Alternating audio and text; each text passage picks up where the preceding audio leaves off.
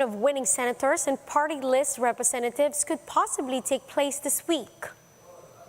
President Duterte attends the PMA graduation rites for the last time as Commander-in-Chief of the Armed Forces. And the medal haul continues for Team Philippines at the 31st Southeast Asian Games.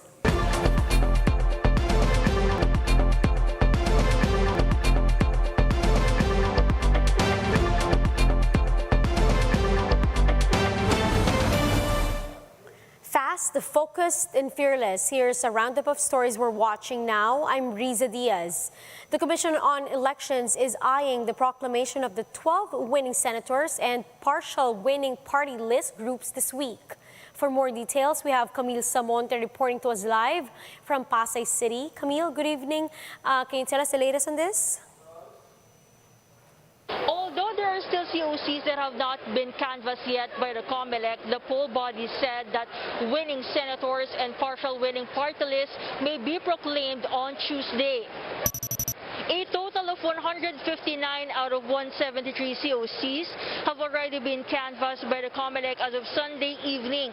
Some 14 COCs, meanwhile, are yet to be electronically and manually delivered to the National Board of Canvassers. Of this number, 11 are manual COCs from overseas, 2 are electronic COCs from Lanao del Sur and Hong Kong, and 1 manual COC from BARM.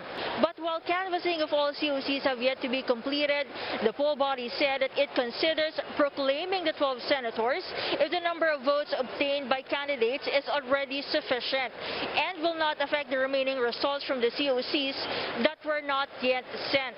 Meanwhile, the COMELEC is also considering the request of the Education Department for the additional 3,000 honorarium for members of the Board of Election Inspectors. This as several BEIs served extra hours to handle the technical glitches and faulty VCMs in some polling precincts. The amount, however, will be subject to the availability of funds. And it would be unjust if we could not at the very least give additional honoraria to compensate for their, additional na pagod at yung delay na inabot po nila. Bilang naman po namin sila, accounted po sila, not for all electoral boards.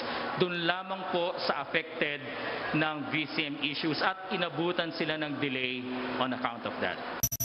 The COMELEC has yet to announce when the special elections will be held in 14 barangays in the towns of Butig, Binidayan, and Tubaran in Lanao del Sur.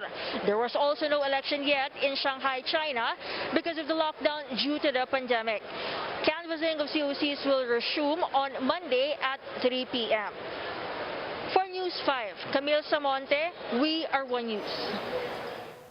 Nationalist People's Coalition joins the list of political parties backing House Majority Leader Martin Romualdez for speakership. In a statement, NPC Chairman Senate President Tito Soto announced that the party is throwing its quote unconditional support to Romualdez as the next House Speaker. The Majority Leader meanwhile thanked NPC for the endorsement and said that the declaration proves that the newly and re-elected congressmen are one with presumptive President Ferdinand Marcos Jr.'s call for unity. We'll be back with more stories after the break. Keep it here on One News.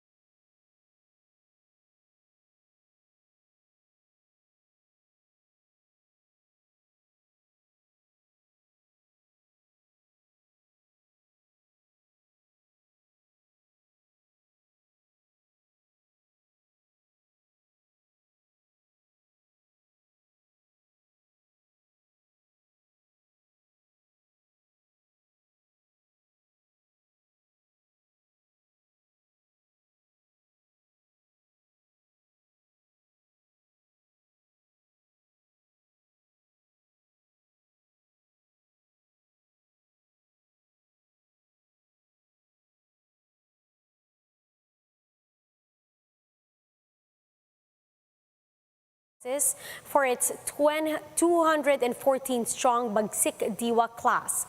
Marcel Halili has the report. For the first time since the COVID-19 pandemic started, the Philippine Military Academy held its first face-to-face commencement exercises on Sunday. This year's class was led by top cadet, newly commissioned Navy Second Lieutenant Christlen Ivani Quemado.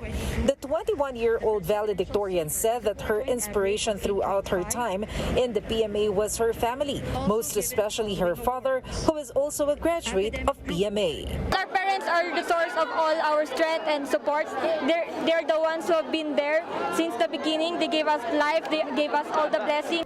The event became a reunion as well for the cadets and their families. In fact, one of the top graduates, Crisel Jane Rico, had her whole family fly out from Zamboanga just to be able to see her. It was actually overwhelming, and at some point I'm still thinking how I was able to overcome this at this point. Also present during the commencement exercises was President Rodrigo Duterte. In his speech, Duterte noted how the world was quickly changing, causing even the men in uniform to change as well. However, the president hoped that the new graduates would stay true to their oath if they want to be relevant to the changing times. The eyes of the Filipino people are upon you. Always remain true to your oath. By your actuations in public, the Philippine Military Academy shall be judged. As a tradition, Duterte also pardoned the outstanding punishment of all PMA cadets during the graduation rites. The 214-strong Bagsik Diwa class completed their Bachelor of Science degree in National Security Management. Of the graduates, 105 will join the Philippine Army, 52 will enter the Philippine Air Force, and 57 will serve in the Philippine Navy. For News 5, Maricel Halili, We Are One News.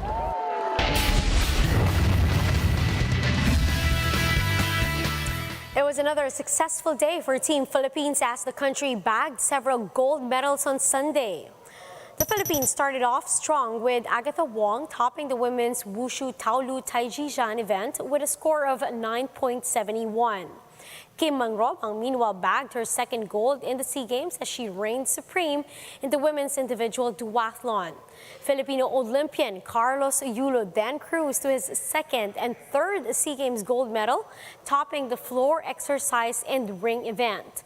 Now, along with Yulo, Filipino-American gymnast Alea Finnegan also bagged another SEA Games gold medal after ruling the women's vault event with a score of 13.133. Joining the gold rush for Team Philippines is William Morrison, who successfully defended his men's shot put title with a new SEA Games record of 18.14 meters. Now that makes it 20 gold medals for the Philippines so far in the Games and 75 in total. Let's now take a quick look at today's other top stories.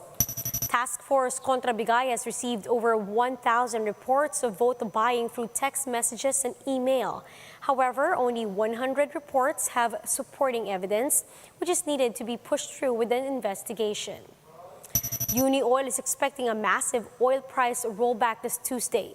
The oil company said that diesel prices are expected to go down by 2 pesos and 90 centavos to 3 pesos per liter, while gasoline prices would be cut by 40 centavos to 60 centavos per liter.